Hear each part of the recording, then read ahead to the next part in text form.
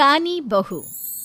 किशोरी लाल जी के बेटे राघव की शादी की बात जगह जगह चल रही थी, लेकिन किशोरी लाल जी को कोई लड़की पसंद ही नहीं आती थी।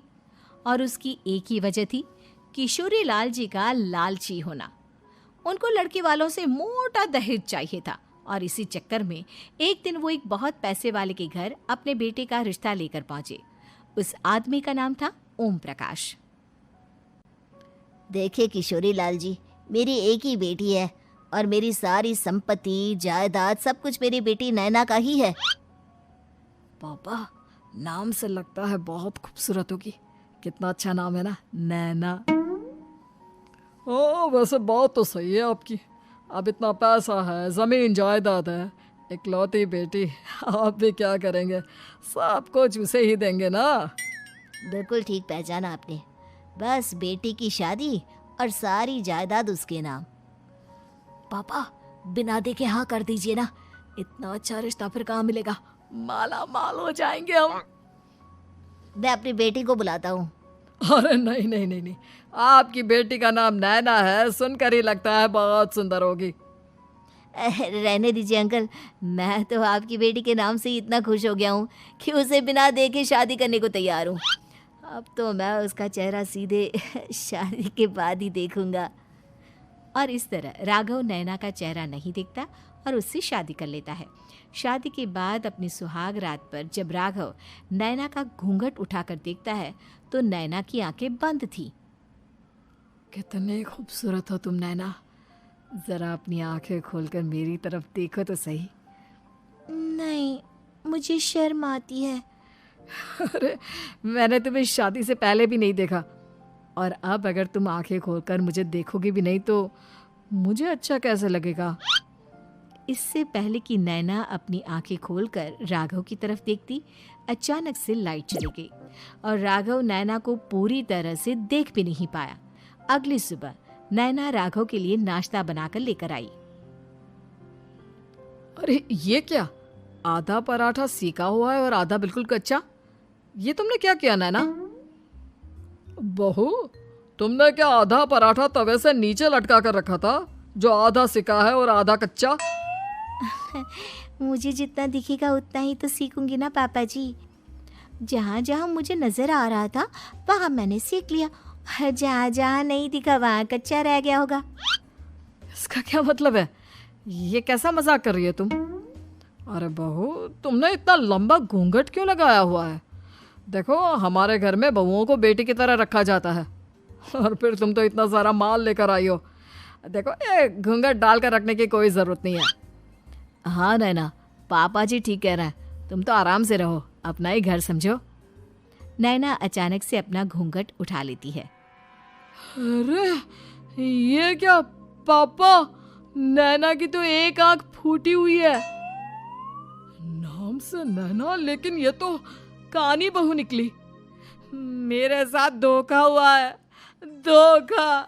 बिना दिखाए अपनी कानी लड़की मेरे संग ब्याह दी। मुझे कानी बीवी नहीं चाहिए। मुझे अभी ओम प्रकाश जी से बात करनी पड़ेगी। आखिर उन्होंने मेरे साथ ऐसा किया क्यों? अरे, आप लोगों ने ही तो पापा से कहा था कि आप लोग शादी से पहले मुझे देखना नहीं चाहते। अब मेरे पापा पर क्यों इल्जाम लगा रहे हैं? अरे लेकिन उन्हें बताना तो चाहिए था ना कि तुम कानी हो, एक आंख से तुम्हें दिखाई नहीं देता। किशोरी लाल और राघव नाराज होकर ओम प्रकाश को अपने घर बुलाते हैं। पापा जी, ये आपने क्या किया? शादी से पहले बताया क्यों नहीं कि नैना की आंखों में परेशानी है? अरे, आप ही ने तो लड़की देखने से मना कर दिया था। और लेकिन आप बता तो सकते थे। आपको तो हमारी बेटी की प्रॉपर्टी चाहिए थी, वो भी पूरी की पूरी। अब क्या हुआ अगर उसे आधा दिखाई देता है? प्रॉपर्टी तो आपको पूरी मिल गई ना। अरे ये क्या बात हुई? मेरी शादी प्रॉपर्टी से नहीं, आपकी बेटी से हुई है। अब ये तो पहले सोचना चाहिए था, तब तो मेरी प्रॉपर्टी देखकर तुम्हारी जुबान लप लपा रही थी। लेकिन मैं कानी लड़की को अपनी बीवी बनाकर नहीं रख सकता। पापा, कुछ करिए ना आप। हाँ, करता हूँ। देखिए ओम प्रकाश जी, आप हमारे साथ ऐसा नहीं कर सकते। और तुम देखो, अगर तुमने मेरी बेटी से शादी तोड़ी ना, तो जो भी प्रॉपर्टी मैंने तुम्हें दी है वो तो पूरी की पूरी वापस ले ही लूँगा, और आधी प्रॉपर्टी तुम्हारी भी लूँगा। अरे मेरी आधी प्रॉपर्टी भला क्यों लेंगे आप? इसलिए क्योंकि मेरी बेटी को आधा नज़र आता है और उसकी नज़र अभी तक तुम्हारी आधी जायदाद पर ही पड़ी है। अब तुम उसे घर से निकालोगे तो कुछ तो लेकर जाएगी ना। और अगर हम आपकी बेटी को अपने घर की बहू बनाकर रखे तो? तो तुम्हारी पूरी प्रॉपर्टी तुम्हारी ही रहेगी, और जो मैंने तुम्हें दिया है ना, उसमें से बस मैं आधा लेकर जाऊंगा। अरे लेकिन अब आप अपनी दी हुई प्रॉपर्टी में से आधी वापस क्यों लेकर जाएंगे? अगर मैं आपकी बेटी को अपनी पत्नी बनाकर रखने को तैयार हूं तो? इसलिए ताकि भविष्य में अगर तुम मेरी बेटी को धोखा दो तो उसके पास कुछ तो रहे जो पति का हो। वैसे मेरे पास तो बहुत कुछ है, लेकिन अपने पति की कोई निशानी तो उसके पास होनी चाहिए ना। अब अगर तुमने मेरी बेटी को कहानी कहा तो तुम्हें प्रॉपर्टी भी कहानी ही मिलेगी, पूरी नहीं। जमाए राजा। किशोरी लाल और राघव समझ चुके थे कि वो बुरी तरह फंस चुके हैं और अब उनके पास वहां से निकलने का कोई चारा नहीं है। अब समझ में आया ना, लालच बुरी बला होती है। एक तो तुम्हें प्रॉपर्टी मिली, ऊपर से बीवी मिली, उसमें तुम्हें नखरे भी दिखाने हैं। आए बड़े, चुपचाप बैठो दोनों। कुछ दिनों के बाद नैना राघव की कार लेकर बाजार घूमने निकलती है और जब कार लेकर वापस आती है, ये क्या? एक तरफ से मेरी गाड़ी पूरी खराब हो चुकी है।